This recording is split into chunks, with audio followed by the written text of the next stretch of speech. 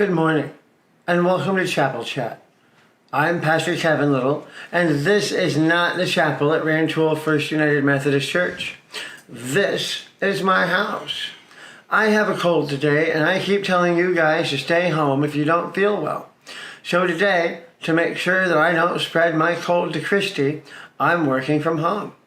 I know, it sounds rough, and it is.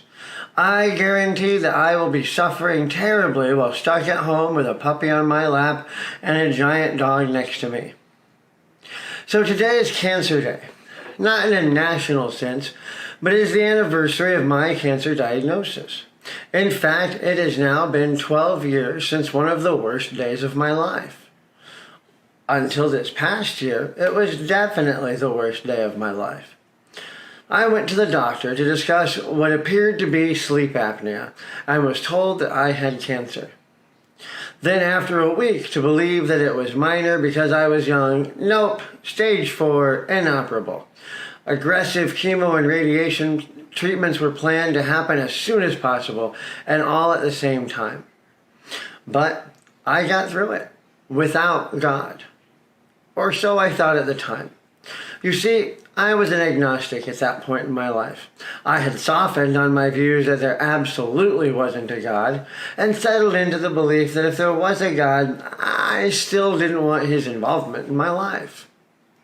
Luckily for me, God didn't pay attention to what I thought I wanted. He was there whether I liked it or not.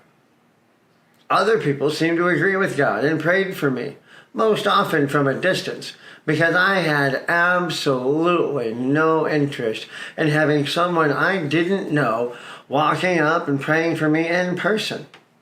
I didn't like their God, I didn't need their God, and I definitely didn't want strangers close enough to touch me while I was dying.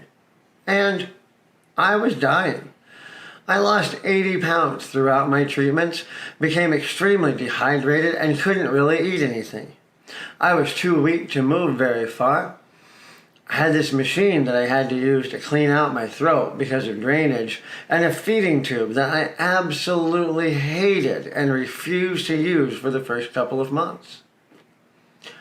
But God was persistent, and the people who listened to him were persistent in their prayers. One couple in particular wouldn't take no for an answer. They were missionaries from Korea that were here in the United States to spread the gospel. They were here to spread the gospel because they believed that we, as the American church, had lost our way. And they're right, at least about some things.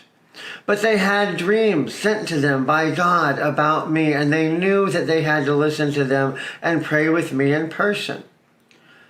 God told them that they needed to act, and they were determined to listen no matter how many times I said no. And I said no a lot. Finally, my mother betrayed me and trapped me at her house with no escape. And they came to pray over me. And the short version is that I was healed. And they knew it. Yakin repeatedly said that what happened was God's actions, not his. I didn't know what he was talking about at the time, and it would take me years to fully acknowledge it. God used these wonderful people as vessels to heal me, both physically and in healing my relationship with him. Through their faith, my faith was rekindled. And I am here today because they wouldn't take no for an answer when God sent them to me. Now, I might have survived without them praying for me. But no matter how you choose to look at the physical elements of that healing, I definitely wouldn't be here talking to you today in Chapel Chat if it hadn't been for their faith and commitment to doing God's will. What would happen if each of us listened to God the way that they did?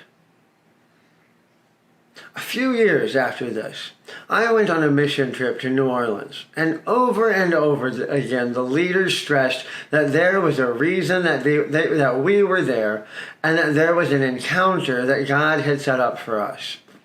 All we had to do was listen to the Holy Spirit and act when we were prompted.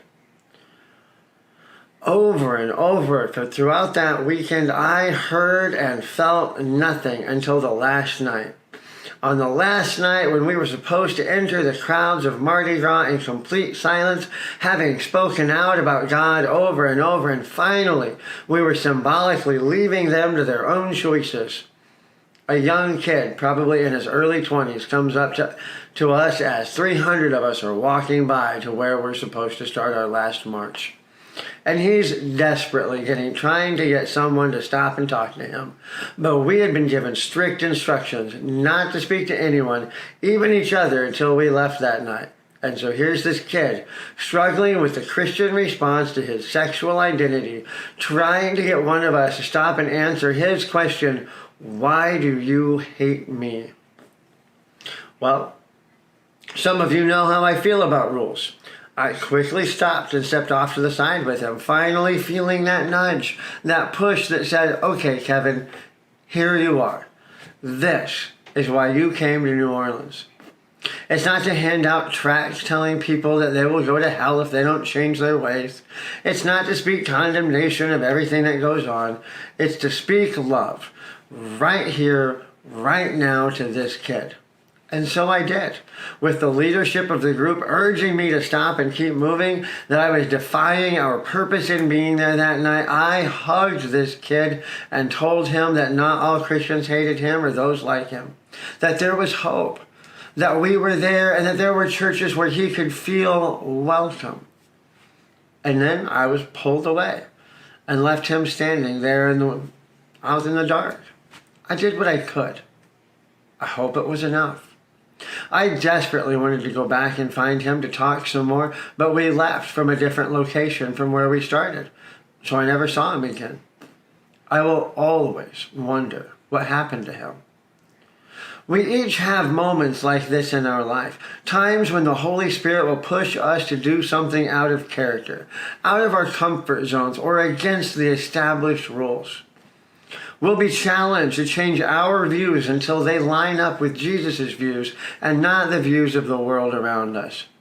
And when we do so, when we listen to the Spirit, when we don't take no for an answer, we'll have the potential to change a life. It might just be in a small way, but it might be huge. It might influence that person to become a pastor. It might have such a profound effect that it leads that person's wife to develop a powerful prayer life and become a pastor herself. You'll never know if you don't listen. What will the world look like if we start listening to the Spirit when she tells us what to do? What will it look like when we start acting without arguing with God about whether we should, whether we can afford it, or whether we're equipped enough to do so? Over and over again, the Bible shows us that God picks people who aren't who we would choose to take on these tasks. But they stepped up. Sometimes they stepped up after running away and being eaten by a giant fish, but they still step up eventually. I've had my own Jonah experience, and I don't recommend it. So let's start listening now, before it gets that far. Thanks for joining me today for this special chapel chat. I'll see you here again next week, back in the chapel where I belong. Have a great week.